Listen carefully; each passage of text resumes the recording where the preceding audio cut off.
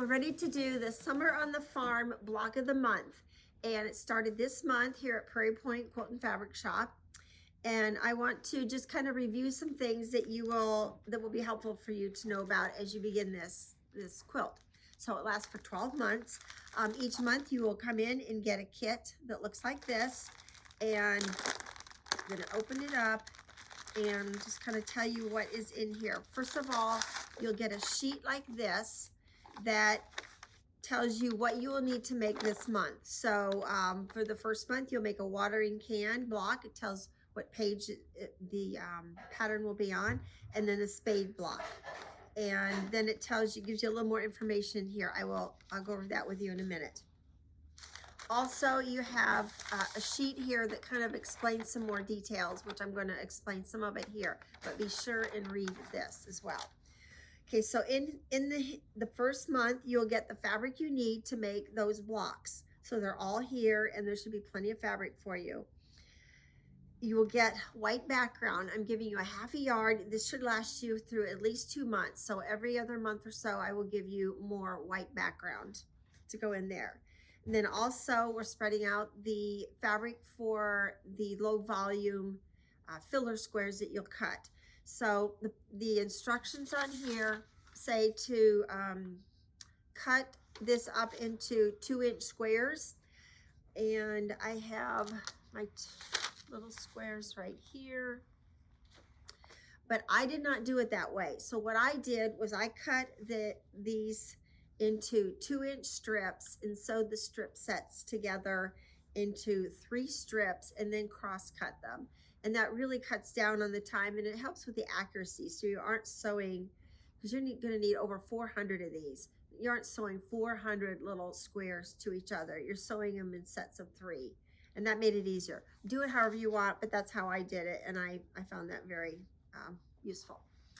Okay, so put the kit back aside here. You will not get the patterns in the kit because you should have already purchased your Summer on the Farm pattern book. Okay, some of you bought it ahead of time. If you don't have it yet, be sure and pick that up when you come in to get your kit. So the book is full of pattern instructions. It gives you a few tips here on making your half square triangles and your folded corners, such as for flying geese and snowball type units. Okay, as you're making these blocks, cutting them out and everything, save all your scraps. I don't really give you extra in most of them to use in a later month, but still some of the little scraps might be helpful. What I have here is a little basket that I just threw all my little scraps in, even though I think I'm done with them, but just in case I would need something later, then I have that. So keep all the little scraps, and certainly keep all your white. There will be pictures on the website every month. So if you look up prairiepoint.com under block of the month and look up the Summer on the Farm, you will be able to see each month's pictures. So I will give you a little information here on the first month.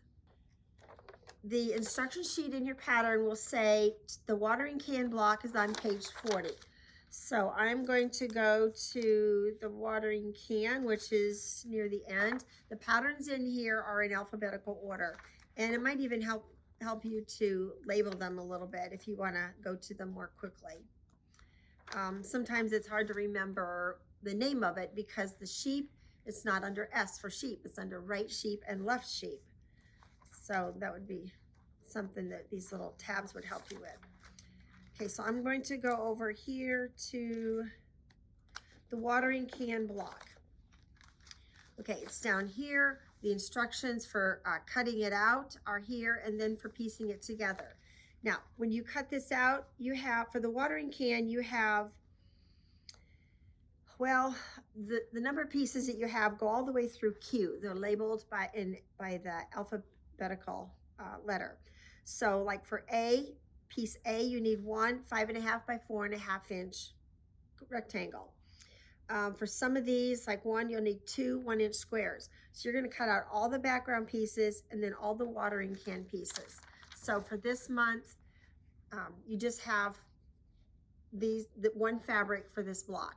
It's used throughout. There's not multiple fabrics, just that in the background. Okay, so one thing you might find helpful is a way to label all your pieces, because once you cut up little squares and rectangles and then you look at them, you're not going to remember what size those are. So it would be very helpful to use something like the Alphabetties. So what I did was, when I cut my pieces, I just laid them out on the cutting table, or you could put them on a little mat that you can move around, and then label them with these. And so or the first letter A, you would put an A by it. It's in here somewhere. But anyway, you could put these letters by the letters of the pieces that you have cut out. And the watering can is L through Q. So you just keep doing that for all these little pieces, because you have different size rectangles that you're going to use for different pieces in there. Another thing that could be helpful instead of that is the Lori Holt handy stickers, also with letters on them.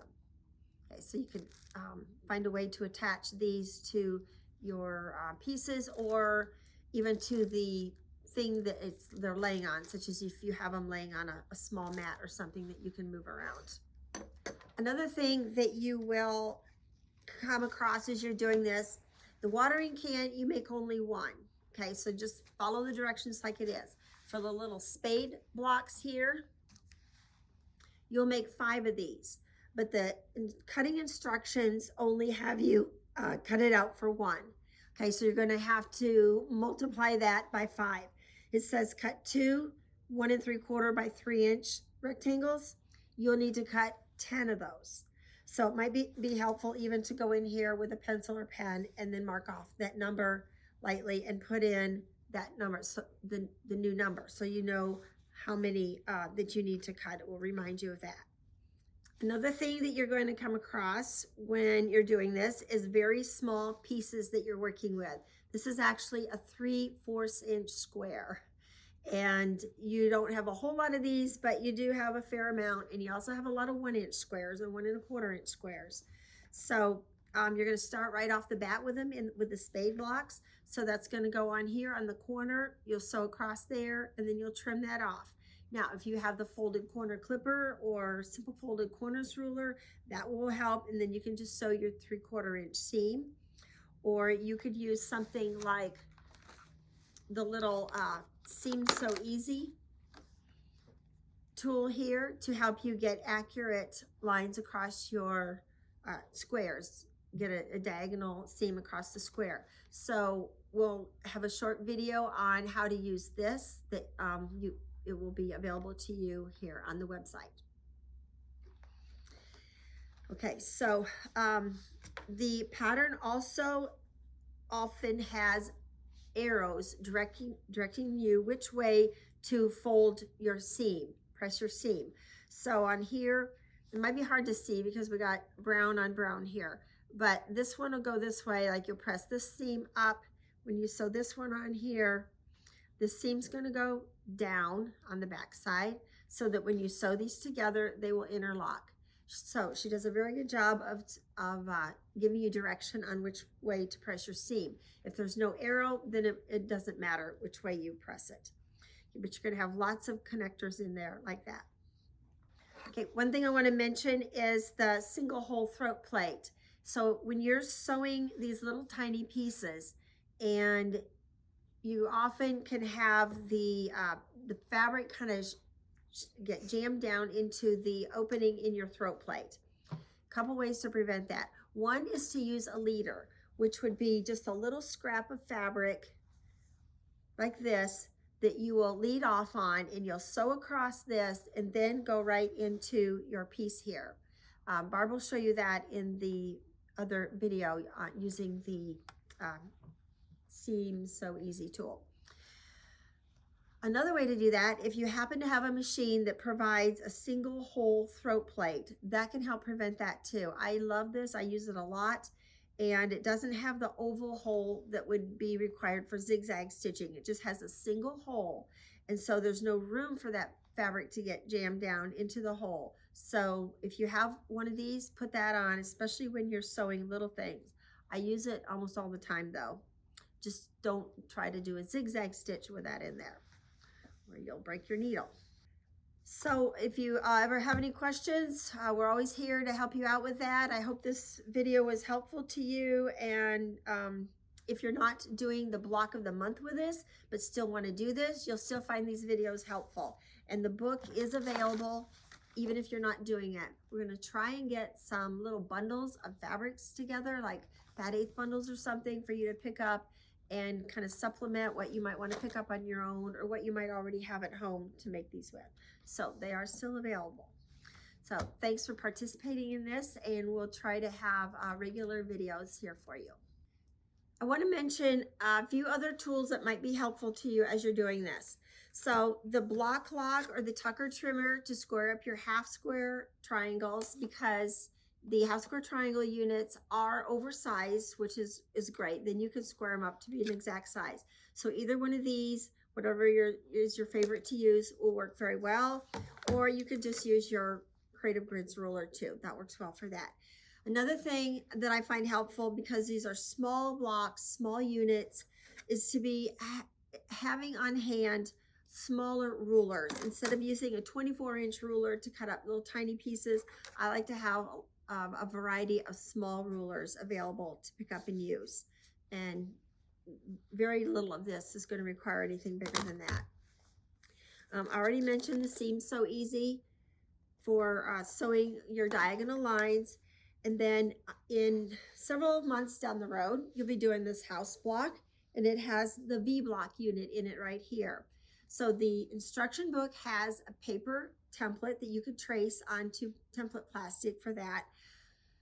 I really like using one of the V block tools to make it very accurate. So what I want to show you here is some choices that you have. I love the V block from Deb Tucker, and we'll get into more details on this later, but if you have any of these on hand, know that you'll be using them, or we do have them here in the shop. I think it's month 8 or 9 or something before you'll be using that. The Tri-Rex will also do that unit if you want to use that or have that. Eleanor Burns's little triangle in a square ruler, triangle, yeah. One of these, and that will cover both sizes that you'll need for this block. And then also the 2 peaks in 1 ruler will do it. This is your V block here, and then this is the size. It's all 1 ruler. So any of those will do that as well. Then again, you won't need it again until the last month, in which you will be making all these little bunting blocks. So I used my V block ruler to make all these bunting blocks, and they turn out just the right exact size. I will do a demo on that as time gets near.